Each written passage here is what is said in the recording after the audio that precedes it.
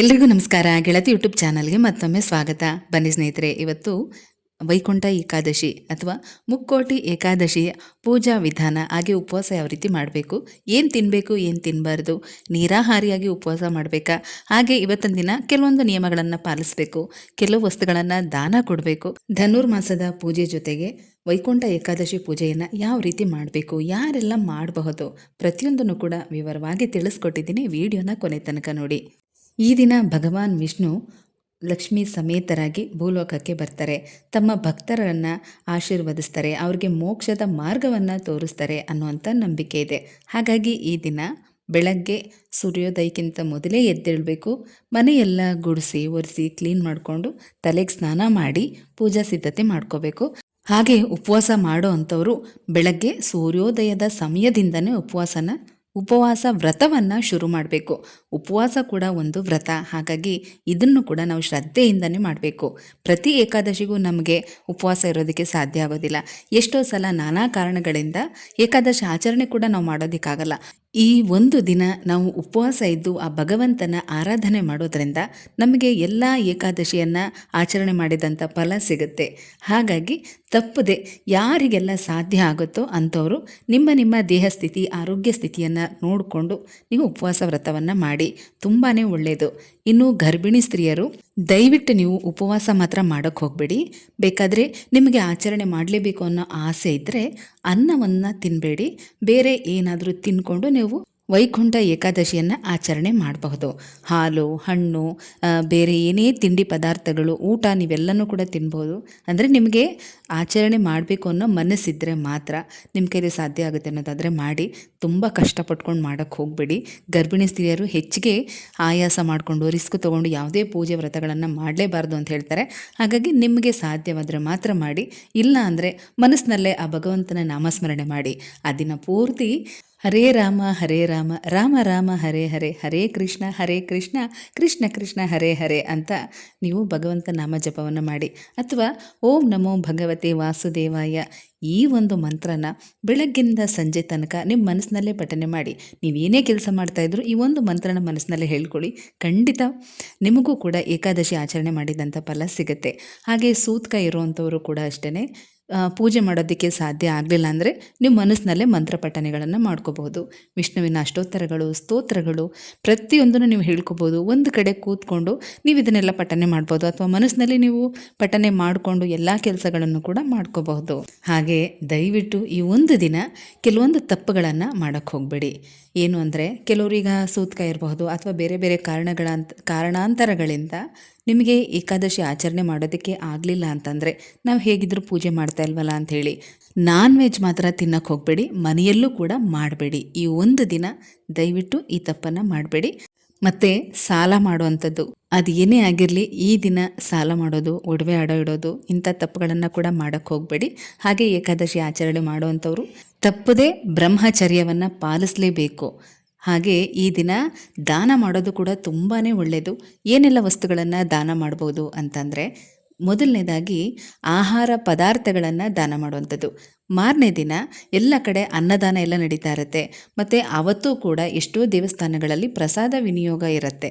ಹಾಗಾಗಿ ಅಂಥದಕ್ಕೆ ನಿಮ್ಮ ಕೈಲಾದಂಥ ಸಹಾಯ ಮಾಡಿ, ತುಂಬಾ ಒಳ್ಳೆಯದು. ಇನ್ನು ಅನ್ನದಾನ, ವಸ್ತ್ರದಾನ, ಈ ಥರ ತುಂಬ ಚಳಿ ಇರೋದರಿಂದ ಬೆಡ್ಶೀಟು, ಸ್ವೆಟರು, ಚಪ್ಪಲಿ, ಸಾಕ್ಸು, ಈ ಥರದ್ದೆಲ್ಲ ಕೂಡ ದಾನ ಕೊಡ್ಬೋದು. ಅಥವಾ ಎಲ್ಲೇ ದೇವಸ್ಥಾನಗಳಲ್ಲಿ ಈ ರೀತಿ ಅನ್ನದಾನ ಪ್ರಸಾದಗಳೇನಾದರೂ ಮಾಡ್ತಾಯಿದ್ರೆ ಅಲ್ಲಿಗೆ ನಿಮ್ಮ ಕೈಲಾದಂಥ ಧಾನ್ಯಗಳನ್ನು ತೊಗೊಂಡೋಗಿ ಕೊಡುವಂಥದ್ದು, ಅಥವಾ ದುಡ್ಡನ್ನು ತೊಗೊಂಡೋಗಿ ಕೊಡುವಂಥದ್ದು, ಈ ಥರ ಕೂಡ ನೀವು ಮಾಡ್ಬೋದು. ಅಥವಾ ದೇವಸ್ಥಾನದ ಅರ್ಚಕರಿಗೆ ಒಂದು ವಸ್ತ್ರ, ಪಂಚೆ, ಶಲ್ಯ ಅಥವಾ ಒಂದು ಟವಲ್ಲು, ಅದ್ರ ಜೊತೆಗೆ ಎಲೆ, ಅಡಿಕೆ, ಬಾಳೆಹಣ್ಣು, ದಕ್ಷಿಣೆ ಸಮೇತ ಅದನ್ನು ತೊಗೊಂಡೋಗಿ ಅವ್ರಿಗೆ ಕೊಟ್ಟು ಆಶೀರ್ವಾದ ತಗೊಳ್ಳೋದ್ರಿಂದನೂ ಕೂಡ ತುಂಬಾ ಒಳ್ಳೆಯ ಫಲಗಳು ಸಿಗುತ್ತೆ. ಈ ದಿನ 3 ಶುಭ ಯೋಗಗಳಿಂದ ಕೂಡಿದೆ. ಅಂದರೆ ಇದನ್ನು ತ್ರಿಪುಷ್ಕರ ಯೋಗ ಅಂತ ಕರೀತಾರೆ. ಹಾಗಾಗಿ ಈ ದಿನ ನೀವು ಏನೇ ಒಳ್ಳೆಯ ಕೆಲಸಗಳನ್ನು ಮಾಡಿದ್ರೂ ಅದರ ಫಲ ನಿಮಗೆ ತುಂಬ ಅಧಿಕವಾಗಿ ಸಿಗುತ್ತೆ. ಹಾಗೆ ಏನೇ ತಪ್ಪುಗಳು ಮಾಡಿದ್ರು, ಕೆಟ್ಟ ಕೆಲಸಗಳು ಮಾಡಿದ್ರು ಅದರ ಫಲ ಕೂಡ ನಿಮಗೆ ಅಧಿಕವಾಗಿ ಸಿಗುತ್ತೆ. ಹಾಗಾಗಿ ನೀವೇ ಯೋಚನೆ ಮಾಡಿ, ಯಾವ ಕೆಲಸ ಮಾಡಬೇಕು, ಯಾವ ಕೆಲಸ ಮಾಡಬಾರ್ದು ಅನ್ನೋದನ್ನು ಯೋಚನೆ ಮಾಡ್ಕೊಂಡು ಮಾಡಿ. ಬನ್ನಿ, ಈಗ ಮನೆಯಲ್ಲಿ ವೈಕುಂಠ ಏಕಾದಶಿ ಪೂಜೆ ಹೇಗೆ ಮಾಡಬೇಕು ಅನ್ನೋದನ್ನು ತಿಳಿಸ್ಕೊಡ್ತೀನಿ. ಪೂಜೆಗೆ ತುಳಸಿ ಅಂತೂ ಬೇಕೇ ಬೇಕು. ಈ ದಿನ ತುಳಸಿ ಇಲ್ಲದೆ ಪೂಜೆ ಸಾಧ್ಯನೇ ಇಲ್ಲ. ಹಾಗಾಗಿ ಒಂದು ದಿನ ಮೊದಲೇ ತುಳಸಿ ಎಲ್ಲ ತಂದಿಟ್ಕೊಳ್ಳಿ. ತುಪ್ಪ ದೀಪ ಹಚ್ಚೋದಕ್ಕೆ ತುಪ್ಪ, ಅಕ್ಷತೆ ಇದನ್ನೆಲ್ಲ ರೆಡಿ ಮಾಡಿ ಇಟ್ಕೊಳ್ಳಿ. ಇನ್ನು ಪಂಚಾಮೃತ ಅಭಿಷೇಕ ಮಾಡೋದಕ್ಕೆ ಹಾಲು, ಮೊಸರು, ತುಪ್ಪ, ಜೇನುತುಪ್ಪ, ಡ್ರೈ ಫ್ರೂಟ್ಸು ಅಥವಾ ಹಣ್ಣುಗಳು, ಈ ರೀತಿ ಪಂಚಾಮೃತ ಅಭಿಷೇಕ ಅಥವಾ ಹಾಲಿನ ಅಭಿಷೇಕ. ನಿಮ್ಮ ಮನೇಲಿ ವಿಷ್ಣು ಅಥವಾ ವೆಂಕಟೇಶ್ವರನ ವಿಗ್ರಹ ಏನಾದರೂ ಇಟ್ಕೊಂಡಿದ್ರೆ, ಕೃಷ್ಣನ ವಿಗ್ರಹ ಇಟ್ಕೊಂಡಿದ್ರೆ ಅಥವಾ ಅಂಬೆಗಾಲು ಕೃಷ್ಣನ ವಿಗ್ರಹ ಇದ್ದರೂ ಕೂಡ ಆ ದಿನ ಅಭಿಷೇಕ ಮಾಡ್ಬೋದು. ತುಂಬಾ ಒಳ್ಳೆಯದು. ವಿಗ್ರಹ ಇಲ್ಲ, ಬರೀ ಫೋಟೋ ಇದೆ ಅನ್ನೋರು ಅಭಿಷೇಕ ಮಾಡೋದು ಬೇಡ. ಹಾಗೆ ಫೋಟೋನ ಚೆನ್ನಾಗಿ ಒರೆಸಿ ಗಂಧ ಹಚ್ಚಿ ಮತ್ತು ಗೆಜ್ಜೆ ವಸ್ತ್ರ, ಹೂವು, ತುಳಸಿಯಿಂದ ಅಲಂಕಾರ ಮಾಡಿ ನೀವು ಪೂಜೆ ಮಾಡಬಹುದು. ವಿಗ್ರಹ ಇರೋರು ಮೊದಲಿಗೆ ಅಭಿಷೇಕ ಮಾಡ್ಕೊಳ್ಳಿ. ಆದಷ್ಟು ಬೆಳಗ್ಗೆ ಬ್ರಾಹ್ಮಿ ಮುಹೂರ್ತದಲ್ಲಿ ಮಾಡಿದ್ರೆ ಒಳ್ಳೆಯದು. ಆಗಲ್ಲ ಅನ್ನೋರು 8 ಗಂಟೆ ಮೇಲೂ ಕೂಡ ಮಾಡ್ಬೋದು. ವ್ಯೂವರ್ಸ್ ಒಬ್ಬರು ಪ್ರಶ್ನೆ ಕೇಳಿದ್ರಿ, 8 ಗಂಟೆ ಮೇಲೆ ಪೂಜೆ ಮಾಡ್ಬೋದಾ ಅಂತ. ಖಂಡಿತವಾಗ್ಲೂ ಮಾಡಿ. ಈ ದಿನ ಪೂರ್ತಿ 3 ಶುಭಯೋಗಗಳಿಂದ ಕೂಡಿದೆ. ಹಾಗಾಗಿ ತುಂಬಾ ಒಳ್ಳೆಯ ದಿನ.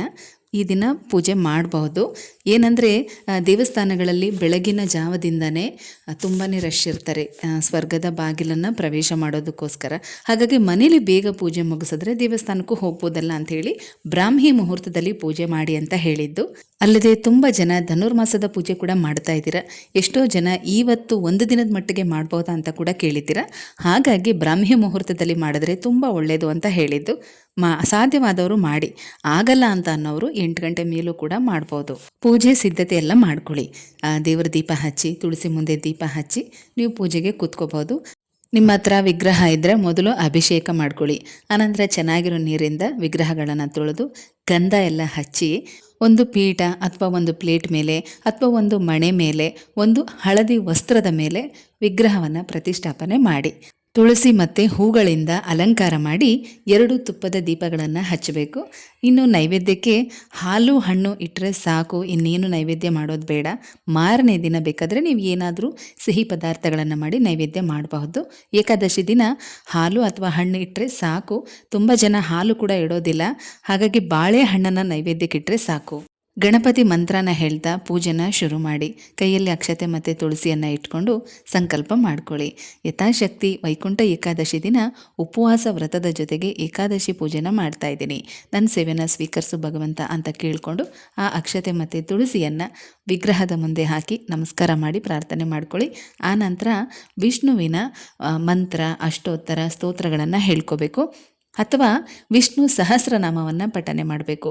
ತುಂಬಾ ಒಳ್ಳೆಯದು. ಈ ದಿನ ಯಾರಿಗೆಲ್ಲ ಪಾರಾಯಣ ಮಾಡೋದಕ್ಕೆ ಬರುತ್ತೋ ಅವರೆಲ್ಲರೂ ಕೂಡ ವಿಷ್ಣು ಸಹಸ್ರನಾಮ ಪಾರಾಯಣ ಮಾಡಿ. ಇದ್ಯಾವುದು ಹೇಳೋದಕ್ಕೆ ಬರಲ್ಲ ಅಂತ ಅನ್ನೋರು ಓಂ ನಮೋ ಭಗವತೆ ವಾಸುದೇವಾಯ ಅನ್ನುವಂಥ ಈ ಚಿಕ್ಕ ಮಂತ್ರನ 108 ಸಲ ಹೇಳ್ಕೊಂಡ್ರೆ ಸಾಕು. ಆನಂತರ ನೈವೇದ್ಯವನ್ನು ಅರ್ಪಿಸಿ, ಅಂದರೆ ಬಾಳೆಹಣ್ಣು ಇಟ್ಟಿರ್ತಿರಲ್ಲ ಅದರ ತುದಿಯನ್ನು ಮುರಿದು ಒಂದು ತುಳಸಿ ದಳನ ಅದ್ರ ಮೇಲೆ ಇಟ್ಟು 2 ಕೈಯಿಂದ ಭಗವಂತನಿಗೆ ತೋರಿಸ್ಬೇಕು ಸ್ವೀಕರಿಸು ಅಂತ. ಆ ನಂತರ ನೀವು ಮಹಾಮಂಗಳಾರತಿಯನ್ನು ಮಾಡಿ ಕೊನೆಯಲ್ಲಿ ಕ್ಷಮಾಪಣ ಮಂತ್ರನ ಹೇಳ್ಕೊಳ್ಳಿ. ಮಾಡಿರೋ ಪೂಜೆನಲ್ಲಿ ಮಂತ್ರದಲ್ಲಿ ಏನಾದರೂ ತಪ್ಪಿದರೆ ಕ್ಷಮಿಸು ಅಂತ ಕೇಳಿಕೊಂಡು ನಿಮ್ಮ ಪೂಜೆನ ಮುಗಿಸ್ಬಹುದು. ಸಮಯ ಇದ್ದರೆ ದೇವಸ್ಥಾನಕ್ಕೆ ಹೋಗಿ ಬನ್ನಿ. ಸಮಯ ಮಾಡ್ಕೊಂಡು ಹೋಗಲೇಬೇಕು. ಯಾಕಂದರೆ ಈ ದಿನ ವೈಕುಂಠ ದ್ವಾರವನ್ನು ಪ್ರವೇಶ ಮಾಡಬೇಕು, ಸ್ವರ್ಗದ ಬಾಗಿಲನ್ನು ಪ್ರವೇಶ ಮಾಡಬೇಕು. ದೇವಸ್ಥಾನಕ್ಕೆ ಹೋಗಿ, ಸಾಧ್ಯವಾದರೆ ದೇವಸ್ಥಾನಕ್ಕೆ ಹೋಗುವಾಗ ಬರಿಗೈಯಲ್ಲಿ ಹೋಗಬೇಡಿ, ತುಳಸಿ ತೊಗೊಂಡು ಹೋಗಿ ಕೊಟ್ಟು ಅರ್ಚನೆ ಮಾಡಿಸ್ಕೊಂಡು ದೇವರ ದರ್ಶನ ಮಾಡಿಕೊಂಡು ಹಾಗೆ ಬರ್ತಾ ವೈಕುಂಠ ದ್ವಾರವನ್ನು ಪ್ರವೇಶ ಮಾಡಬೇಕು. ಸಾಮಾನ್ಯವಾಗಿ ಎಲ್ಲ ದೇವಸ್ಥಾನಗಳಲ್ಲೂ ಉತ್ತರ ದಿಕ್ಕಿಗೆ ವೈಕುಂಠ ದ್ವಾರವನ್ನು ನಿರ್ಮಾಣ ಮಾಡಿರ್ತಾರೆ, ಸ್ವರ್ಗದ ಬಾಗಿಲನ್ನು ನಿರ್ಮಾಣ ಮಾಡಿರ್ತಾರೆ. ಅಲ್ಲಿಂದ ಹೊರಗಡೆ ಹೋಗಬೇಕು ಅಂತ ಹೇಳಿ ಮೊದಲು ಒಳಗಡೆ ಹೋಗಿ ದೇವರ ದರ್ಶನ ಮಾಡಿಕೊಂಡು ಪ್ರದಕ್ಷಿಣೆ ಹಾಕಿ ಆ ನಂತರ ಆ ಸ್ವರ್ಗದ ಬಾಗಿಲಿನಿಂದ ಹೊರಗಡೆ ಬರಬೇಕು. ಇದಿಷ್ಟು ಕೂಡ ವೈಕುಂಠ ಏಕಾದಶಿ ದಿನ ಆಚರಣೆ ಮಾಡಬೇಕಾದಂಥ ಸರಳವಾದ ಪೂಜಾ ವಿಧಾನಗಳು ಮತ್ತು ದಾನ ಮಾಡುವಂಥ ಕ್ರಮ. ಉಪವಾಸ ಮಾಡೋ ಅಂಥವರು ಬೇಯಿಸಿದ ಮತ್ತು ಕರಿದ ಪದಾರ್ಥಗಳನ್ನು ತಿನ್ನೋ ಹಾಗಿಲ್ಲ. ಹಾಗಾಗಿ ಸಾಧ್ಯವಾದಷ್ಟು ಹಾಲು, ಹಣ್ಣು, ಬೇಕಾದರೆ ಕಾಫಿ, ಟೀ, ಎಳನೀರು, ಹಣ್ಣಿನ ಜ್ಯೂಸ್ಗಳು ಇಂಥದ್ದನ್ನು ತೊಗೊಳ್ಳಿ. ಮತ್ತು ಹೆಚ್ಚಿಗೆ ಲಿಕ್ವಿಡ್ ಐಟಮ್ ಕೂಡ ತೊಗೋಬೇಡಿ, ಪದೇ ಪದೇ ವಾಶ್ರೂಮ್ಗೆ ಹೋಗಬೇಕಾಗತ್ತೆ. ಹಾಗಾಗಿ ಸಾಧ್ಯವಾದಷ್ಟು ಅವಾಯ್ಡ್ ಮಾಡಿ. ನಿರಾಹಾರಿಯಾಗಿರೋದು ತುಂಬ ಒಳ್ಳೆಯದು. ನಿಮ್ಮ ಕೈಲಿ ಸಾಧ್ಯವಾದಷ್ಟು ಮಾಡೋದಕ್ಕೆ ಪ್ರಯತ್ನ ಮಾಡಿ. ಆಗಲಿಲ್ಲ ಅನ್ನೋರು ಲಿಕ್ವಿಡ್ ಐಟಮ್ನ ತೊಗೋಬಹುದು.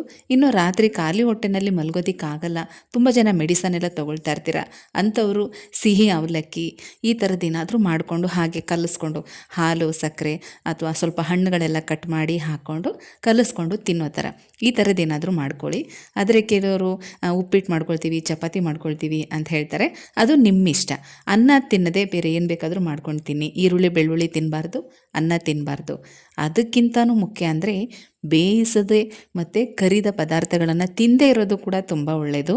ಬರೀ ಹಣ್ಣುಗಳು ಅಥವಾ ಫ್ರೂಟ್ ಸಲಾಡ್ ಥರ ಈ ಥರದ್ದೇನಾದರೂ ಮಾಡ್ಕೊಂಡು ತಿನ್ನಿ, ತುಂಬಾ ಒಳ್ಳೆಯದು. ಸ್ನೇಹಿತರೆ, ಸರಳವಾಗಿ ಯಥಾಶಕ್ತಿ ಆಚರಣೆ ಮಾಡಿ. ಆ ಭಗವಂತ ಎಲ್ರಿಗೂ ಒಳ್ಳೇದು ಮಾಡಲಿ. ಮತ್ತೆ ಸಿಗ್ತೀನಿ, ಹೋಗಿ ಬರಲಾ?